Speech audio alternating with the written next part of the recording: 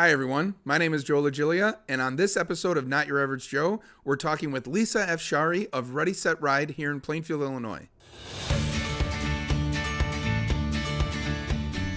Hi, everyone, and welcome to another episode of Not Your Average Joe, powered by Mortgage Message. We're joined today with our guest, Lisa Afshari of Ready, Set, Ride, and we have an exciting interview for you. Lisa, welcome to the show. Thank you so much for having me. I'm excited to be here. Absolutely. So I'm really excited to get into this for our audience because as someone who's lived in Plainfield for the last 6 years, part of the point of this show is to bring awareness to these amazing things that are happening in our community. Unbeknownst to me, you've been in Plainfield for a very long time with this cause, and I want to just give you an opportunity to kind of introduce yourself and introduce what Ready, Set, Ride's all about. I know, we're kind of like Plainfield's little hidden secret, aren't we? Not very many people do know, but nestled right in a little area right off 55 and 126 is Ready, Set, Ride. This year we have actually been at our current location for 20 years. And we provide therapeutic horseback riding for children with special needs.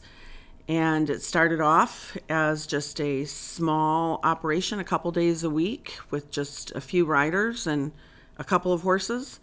And now our stable has 10 therapy horses and over 40 lessons a week and 5 days a week. Yeah. And those lessons include 4 kids per lesson. So this is amazing, and I want to get into just the incredible benefit that you're bringing to our community with this cause.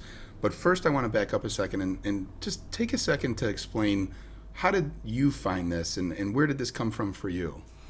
Ready, Set, Ride actually came to me as a need for myself.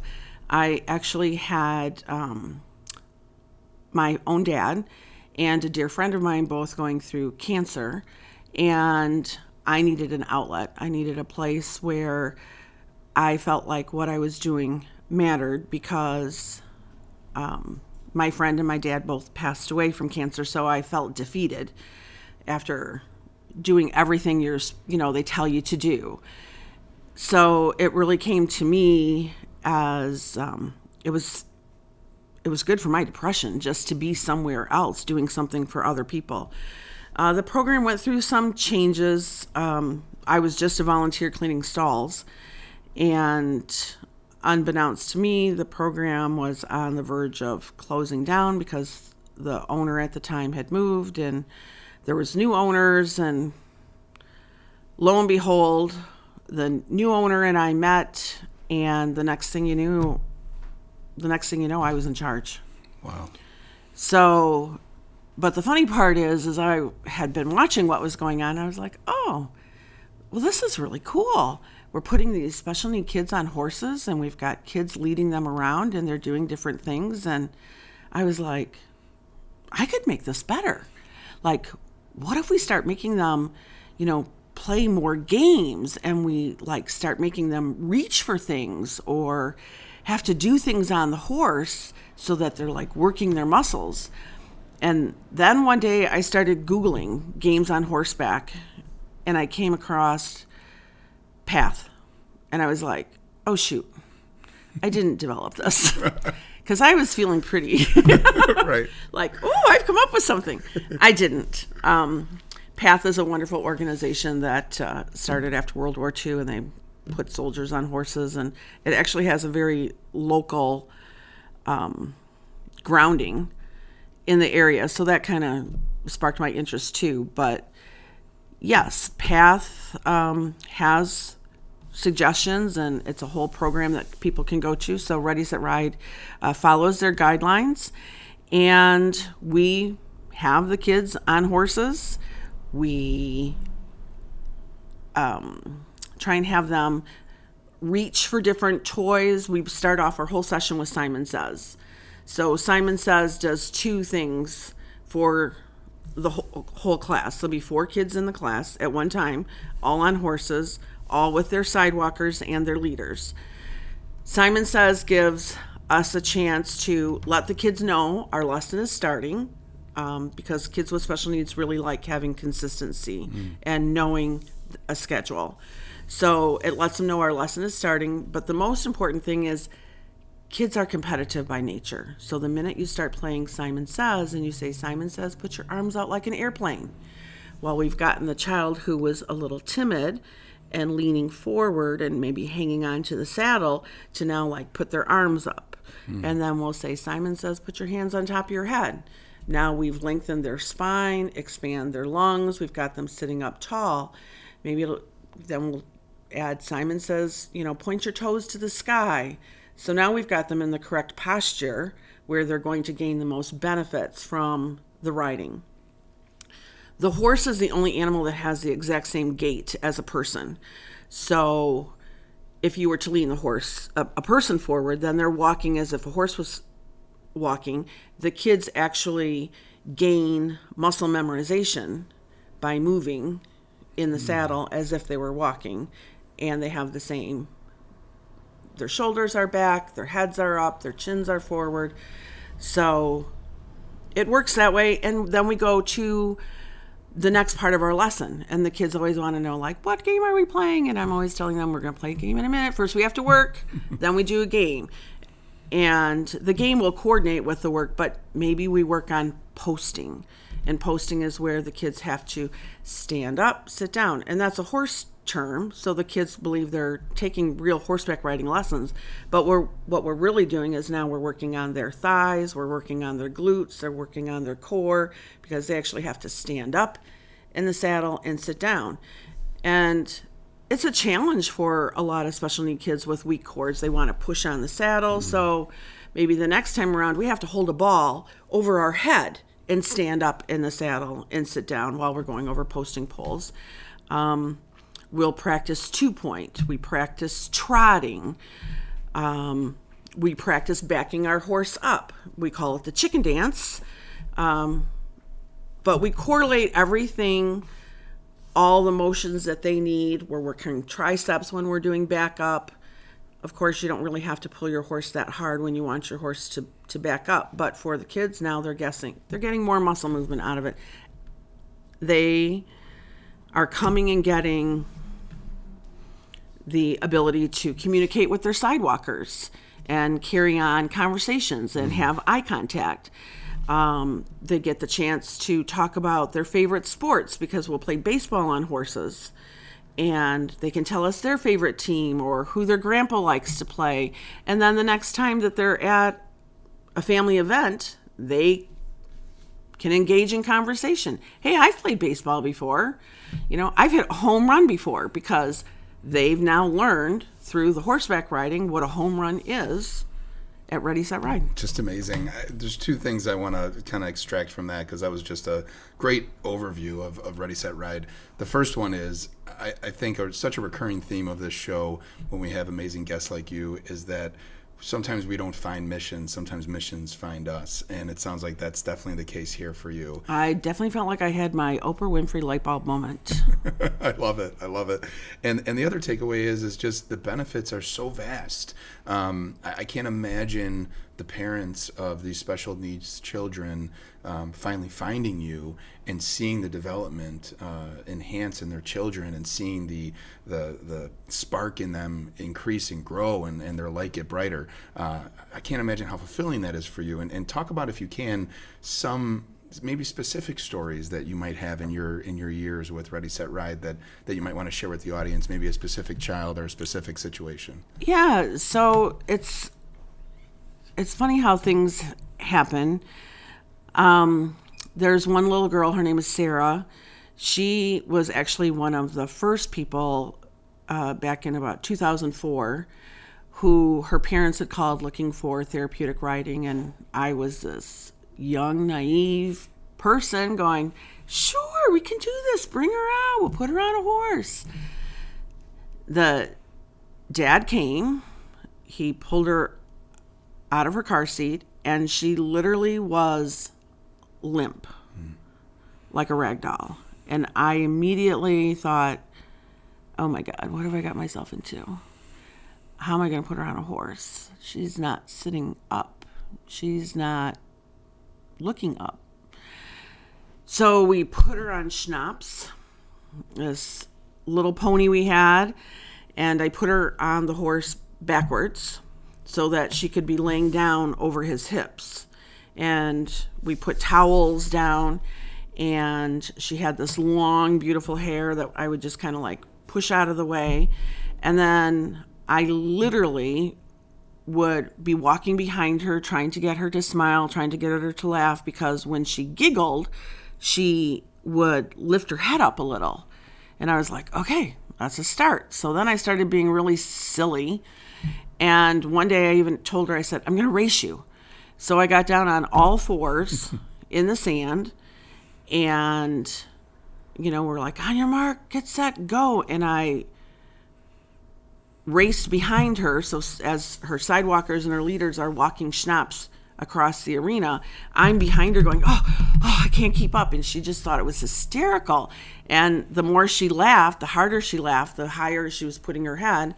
And eventually we got to the point where we started playing peekaboo with the horse's tail. I would put it on my head and go peekaboo, and she thought that was funny. And then we got to the point where we'd start having her like drop rings, and I would put this hula hoop on my fanny and go, see if you can hit me in the butt. And anything that she thought was hysterical, I would do, because the more she laughed, laughing was building her core muscles without her even knowing it. And a couple years later, we actually did a Mother's Day picture. And it was really special, not only for me, but I'm sure for her mom too. But it was the first time we put her on a horse facing forward. And she actually had enough core strength that we all I said, I want her in the picture by herself. So sidewalkers, on the count of 3, you're going to go 1, 2. You're going to step away. I'm going to snap. You're going to grab. And that picture was just... I kept a copy for me, and I still made a copy for the mom, but it was like, here's this little girl who couldn't even sit up on a horse. And now this is her Mother's Day present a couple years later. Here she is. She's sitting on a horse all by herself. Just amazing. Just amazing.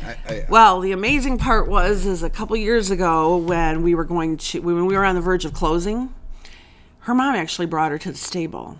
And we were in this long battle with our landlord about not paying rent, but he wasn't paying his mortgage. So we were putting money in escrow, but it all turned out okay. But at the time, I thought that was it. I thought we were going to lose our court battle. So when Sarah's mom brought Sarah to the stable and said, do you remember Sarah? It's been 14 years. And here she is. She's graduating high school. And here's this beautiful girl standing in front of me.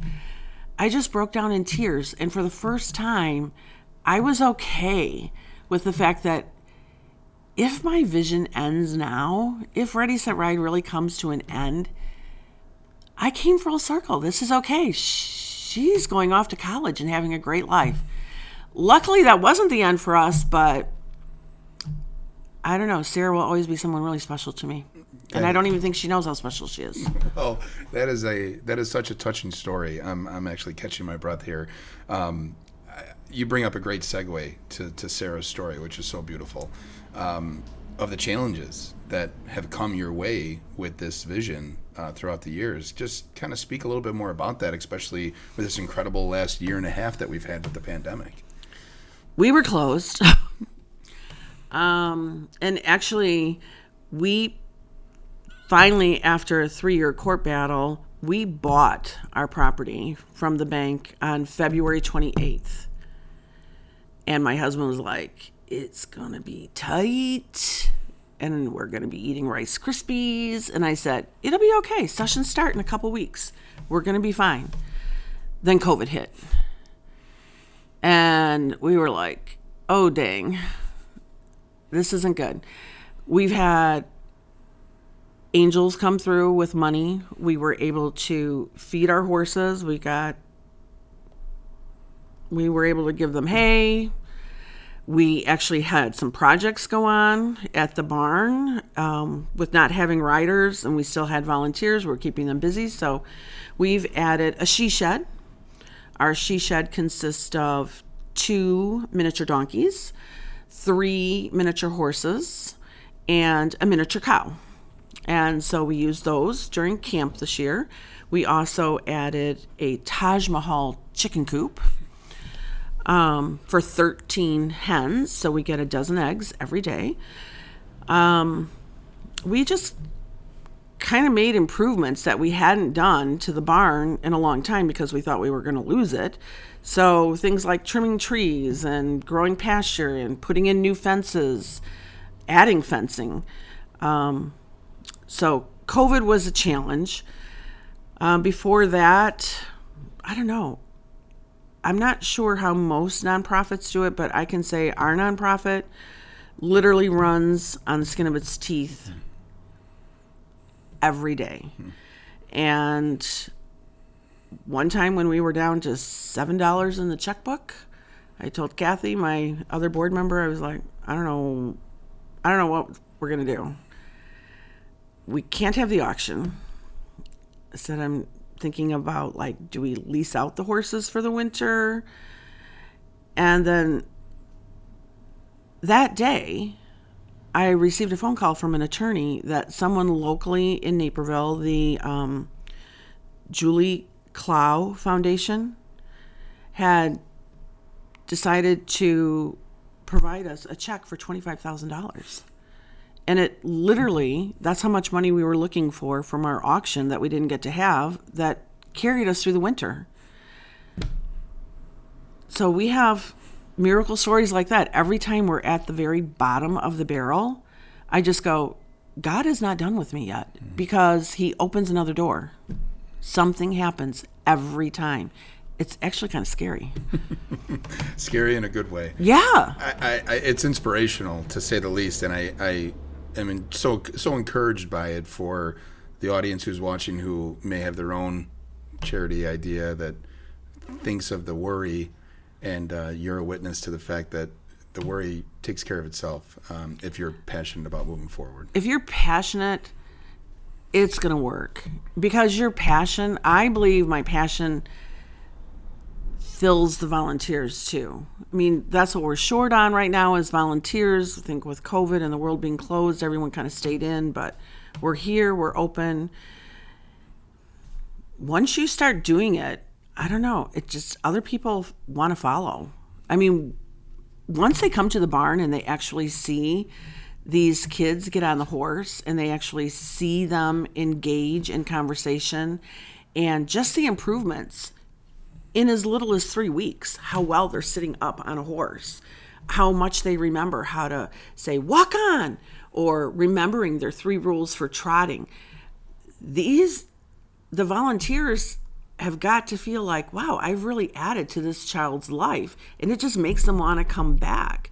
And then who doesn't fall in love with a 4-legged animal? Well, and I was going to bring that up to you, that I think just the beautiful connection of all of this is that everyone loves horses, and you're bringing the relationship of the horses with the volunteers and with the members of the group that come and ride, and just kind of speak to that as a whole, as far as just how the horses bring it all together.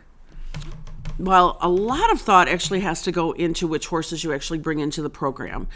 At first, we used to just take anything, but that ended up getting to be a little expensive because nobody really gives you a free horse. They come with hoof problems or health problems and things like that. But I'm grateful they came my way. I learned a lot from it.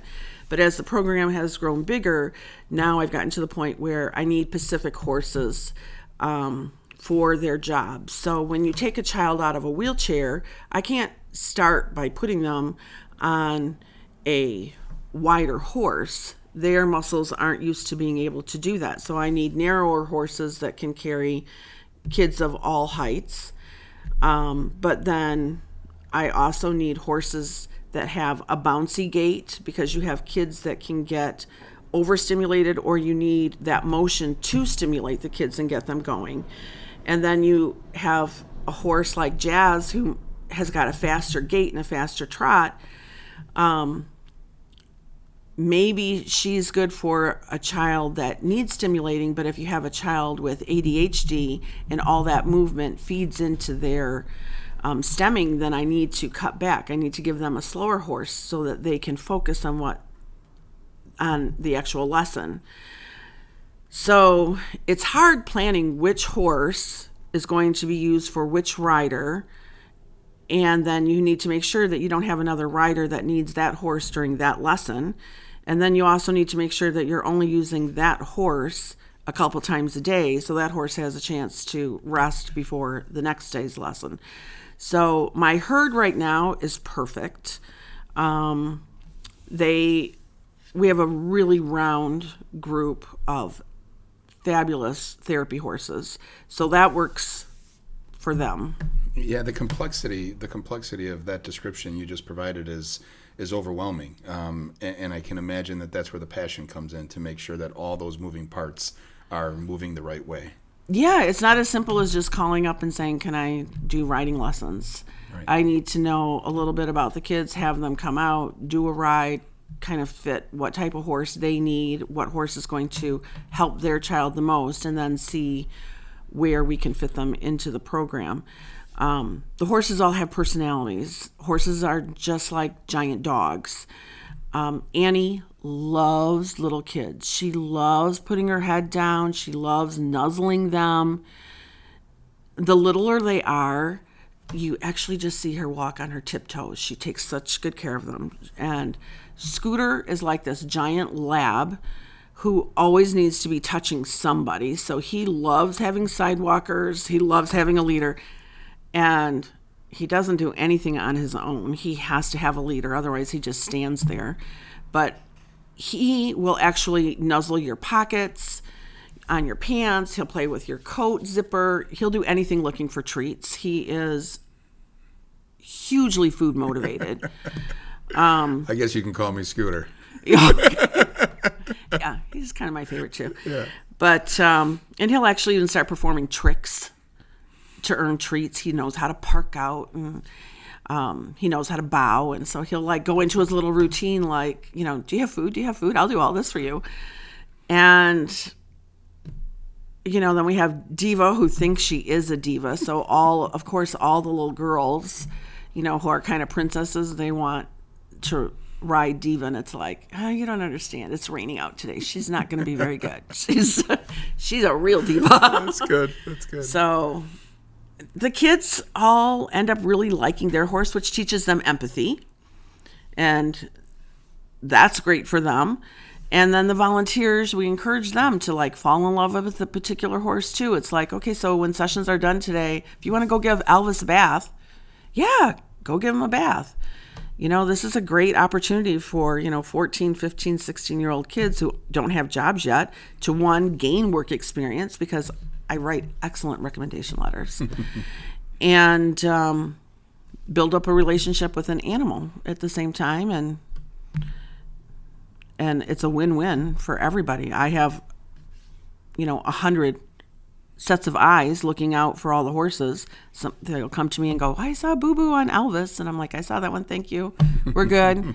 Or sometimes I haven't noticed, and it gives me a chance to go check something out. It's beautiful. The website does such a great job of showing the roster of horses, showing the volunteers, and actually going a lot deeper into this amazing story. Lisa, I want to ask you, just to the audience member that's watching, that's incredibly inspired by your story, and the stories that you've shared, whether it be through direct volunteerism or whether it be through funding efforts, how can someone get connected to you? The entire operation of Ready, Set, Ride is run by volunteers. We have no paid staff members. We literally, every dime that comes to the program either gets divided amongst riders that need financial help and paying for their vet bills, paying for their shoeing, paying for their feed, which, a couple years ago when we were having a drought, we were paying $12 a bale for hay, and we had only budgeted $5. And then we've had a couple horses have Potomac fever. Those are $8,000 to $13,000 vet bills that we didn't budget for. So financially, money is always a huge help. Volunteers, 2 legs, 2 sets of eyes, huge help. Most people don't realize for every special needs rider, we need 4 volunteers. Each team consists of their horse, the leader, 2 sidewalkers, and the rider. Then we need an extra person in the barn starting to get the next ride, the next hour set up. So someone in the barn grooming a horse and tacking that horse up for the team that's coming the following hour. So it's hands-on during sessions. I like to call it crazy organized chaos. And then in the morning, every day there's a chance for someone to come. We had a gentleman who worked at the Ford dealer in Plainfield. He would actually come on Thursday mornings. He was petrified of horses. He said, I don't even like horses, but I like what you do and I want to help. He would come every Thursday morning and just dump their grain in. That gave me 2 extra hours in the morning at home with my kids, getting them ready for school, so that I didn't have to go to the barn, then come back home and get my kids ready for school, and then go back to the barn and clean stalls. So he fed them, and then when I showed up, I did hay and chores. We've evolved since then. We have different people who come every day. People commit to just Monday mornings from 8 to noon. Some commit Tuesday, Thursday mornings. Some commit to just Saturdays. So anytime you have to give, I can fit you in and I can find something for you to do. I just appreciate any hours that anybody has to donate, whether it be cleaning a horse, cleaning a stall, moving hay, mowing the yard, weeding a garden. We can do it.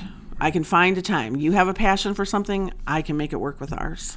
Well, I'm encouraged with our Plainfield audience here to really catch fire to this cause, which is Plainfield, and this is homegrown here in Plainfield. So I'm excited to get this out because it's such an important one. Lisa, in closing, you're such a real community hero, and from the minute I met you, I know you're a very humble person as well. But I want you to know that you're a real community hero to Plainfield. Thank you. I want to close with a question, and that question is, who is your hero? Well, there's not going to be one. I think for me, my heroes are the people who have stuck by me through this and cry with me and laugh with me. So they're my volunteers. They've become my family and my closest friends. And there's another special angel out there, Eddie Heil. He never wants to take recognition, but he helped me in a lot of ways. Beautiful. Beautiful. Well, we're inspired by you, and we're excited to get this out and just to share this story, which is such a beautiful one, and to see where this is going to go in the future. So thank you for being a guest Thank today. you so much for having us. Absolutely. And thank you to our audience for tuning in to another episode of Not Your Average Joe, powered by Mortgage Message. We'll see you next week, everyone. Take care.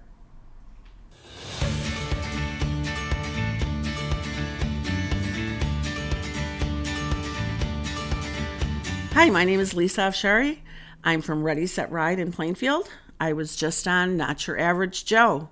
If there's anybody in Plainfield that you'd like to nominate for Not Your Average Joe, they'd sure love to hear about you.